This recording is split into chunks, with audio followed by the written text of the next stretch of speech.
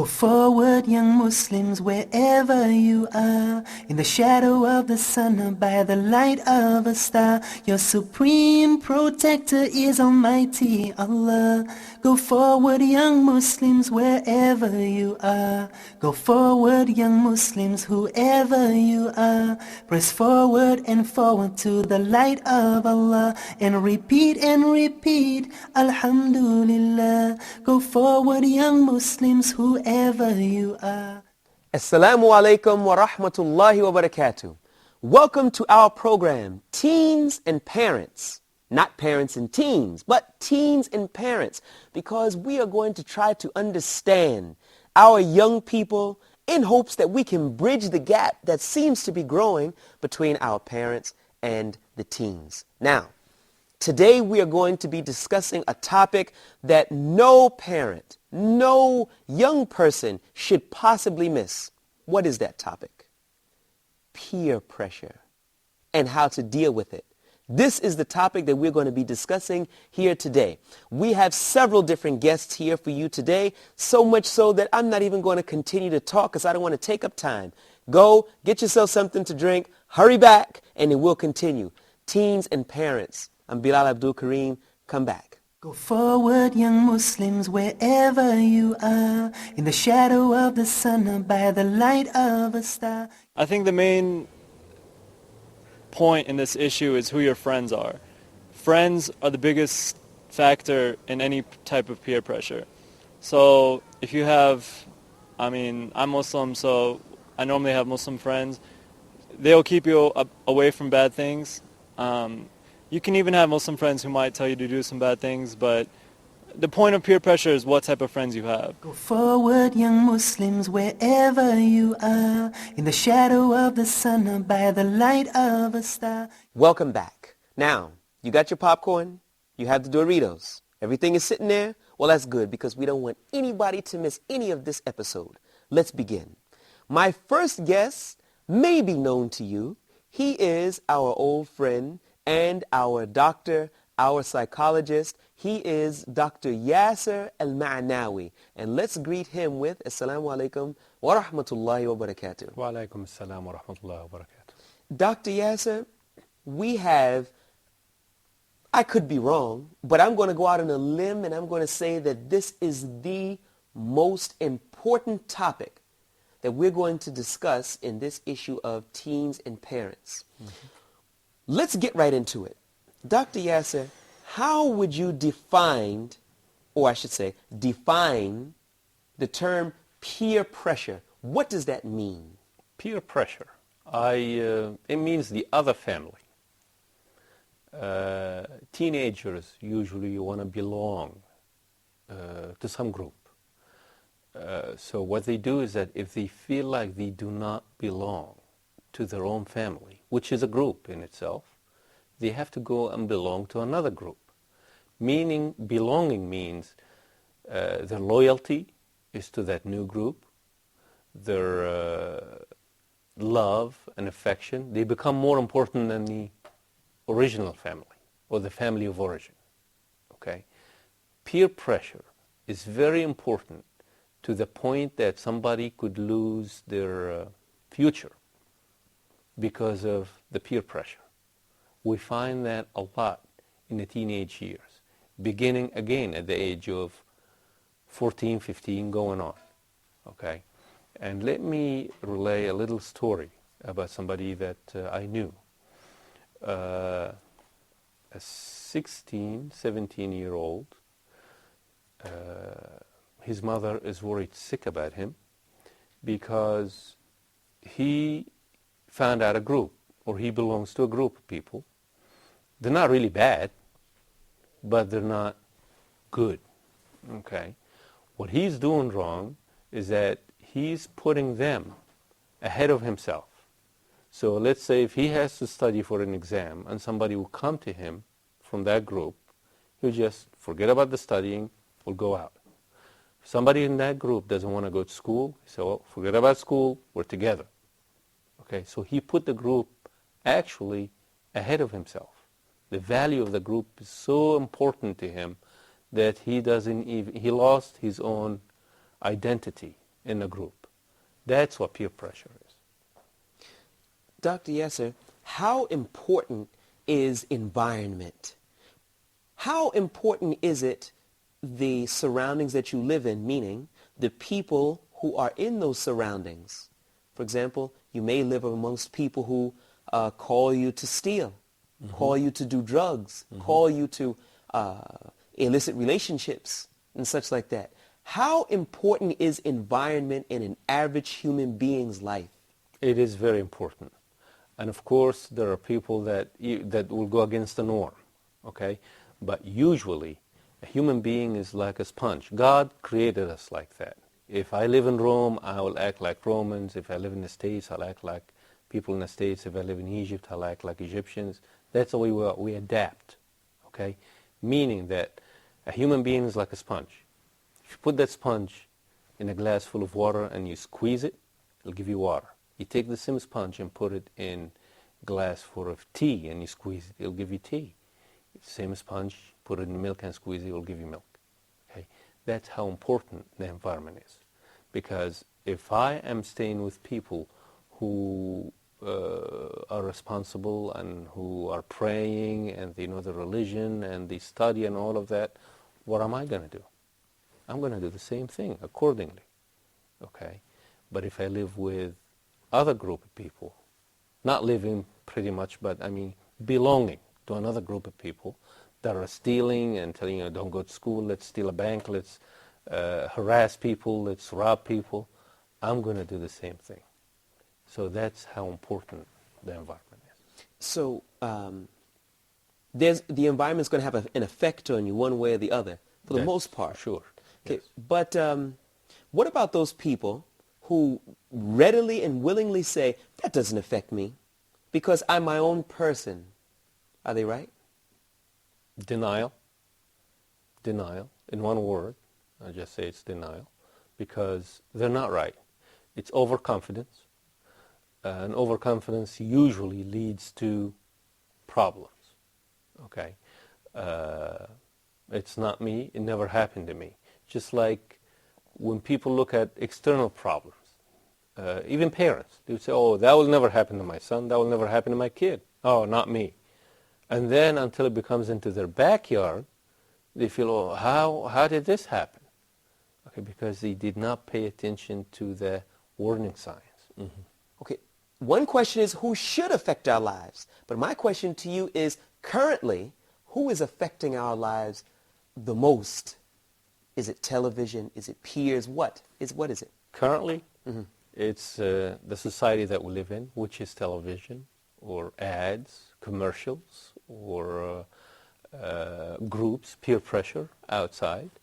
Because if you take a look at the family system, it's becoming more and more disintegrated. How? A few years ago, you used to sit at a table, dinner time, you talk together, you care about each other. You know each other's affairs. Okay, so the family is one unit. Now, what do you see? You see a child sitting in front of the PlayStation, or if he's eating, he sits and eats in front of the TV by himself. There is no communication. Nobody knows what's going on. And in other countries, you find people that are, the parent is in one country working and sending money. The mother is worrying about other things other than her children. So there is no family system to control their children. So children are actually being controlled by media and society outside and peer pressure. So we're saying media, the society, and peer pressure. And peer pressure. Yes. Okay, now, unfortunately, there are many people or that are not what you would call multazim, or someone who holds fast to the religion and tries to implement that which he or she might know from the Quran and the Sunnah, which means that many of our young people are exposed to all types of ideas, drugs, invitations to illicit affairs and such like that. How can we prepare, arm Yes. our children against this? because remember we discussed in another episode about knowing when to let go. This all has a lot to do with values. And if you take a look at values and you take it all the way back there, where did values come from? Values came from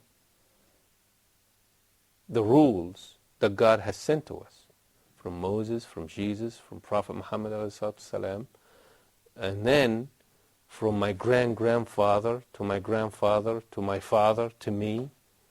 See, this is the values. It's existential. And we need to pass it on to our children. I was just talking to a friend of mine, and I was surprised that a lot of people, young men and young women, don't know anything about their parents' values. Why? Because they were left alone. Parents are too busy doing what they're doing, think that just providing for the family is all they need, and they forgot, in the midst of all of this, they forgot to teach the children the actual values of living, of life, and that's a problem. We're seeing more and more, unfortunately, or fortunately, depending upon the way that you look at it, more and more parents are leaving their children. The father has gone to, he may be from India, yet he's gone to the Emirates to work. So he sends money home, but he may go home once a year. Yes. Is this contributing to our children falling into these peer pressure groups? This is very, very dangerous because we have no idea who it is and what it is that they're calling them to. This long amount of time that's being spent away from the family, is this, should this be considered an acceptable trade-off? It's actually, to some people it is, and some people it's not.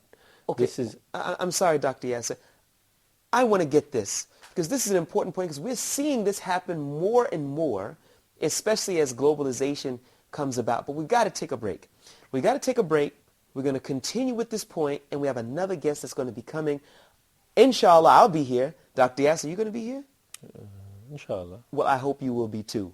Stay tuned. Go forward, young Muslims, wherever you are, in the shadow of the sun or by the light of a star. Yeah, there's a lot of peer pressure going on, especially in the U.S. I mean, you just come here and you're all innocent and like an angel, and you just probably went to a high school where everyone was like holding your hand and showing you the way to the light. But over here, it's kind of the dark side. Go forward, young Muslims, wherever you are, in the shadow of the sun or by the light of a star.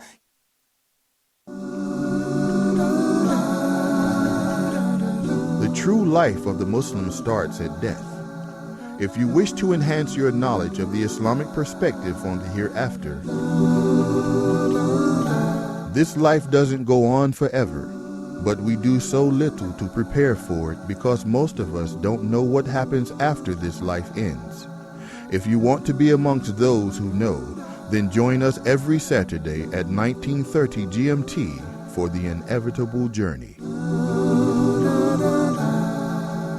Go forward, young Muslims, wherever you are, in the shadow of the sun or by the light of a star. Assalamu alaikum.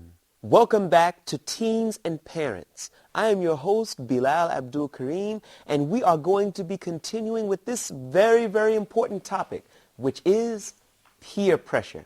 Well, you've already met my first guest, who is Dr. Yasser Al-Ma'nawi, but we're going to continue now with our second guest, and he is Abdul Basir Wallace, and he is also from the United States of America. Abdul Basir, first I want to greet you with Assalamu alaikum wa rahmatullahi wa barakatuh. Wa alaikum assalam wa rahmatullah. Abdul Basir, whereabouts are you from in the States? I'm from Baltimore, Maryland. From Baltimore, Maryland. Okay. Abdul Basir, we want to include you in on our topic, but let's try to let Dr. Yasser complete this last little point, and then I've got an important question for you. Dr. Yasser, go ahead and complete. We were mentioning about extensive travel and, having an absentee father, basically. What are your thoughts? Yes. This is what I call double whammy. the father is absent. Not only that, but he's sending money to a teenager. Okay. So you have a teenager with a lot of money coming in. His friends know that the money is being sent from abroad. So what is he left to do? Except spend the money. And spend on what? On anything, because the father is not there to be able to manage the behavior. Okay? So this is what I call the double whammy. So let us take this point to values. Okay, because a parent who's doing this, he either values providing for the family more, or he values being with the children more. Which one is more valuable? Okay, and that goes back to each individual. I can't dictate it to anybody.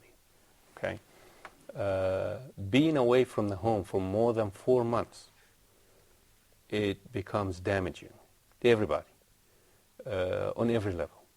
That's why being away is really, for a long time, a year or so, it's counterproductive. It's just money machine. That's what I call it. And it's not good for the family at all.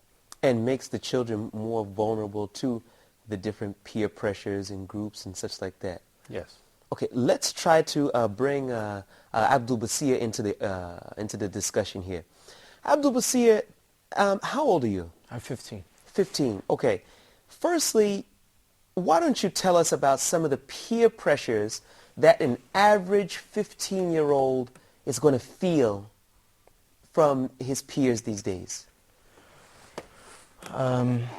Things range from being attracted to girls, to smoking, to staying out beyond your curfew, to just being in the house getting smart with your parents. So there's actually a peer pressure group or people who would encourage you not to obey your parents and such like that? Well, because you see certain kids, they don't listen to their parents. They get away with it. So you figure you might try to do the same thing. You figure you could get away with it when most of the times it doesn't work. Mm-hmm. But, you know, you just try to slip it in there some way. Okay. Now, how do you, and I want to ask Dr. Yasser this question also. Somebody comes up to you and they say, hey, Abdul Basir, I know that your father sent you some money.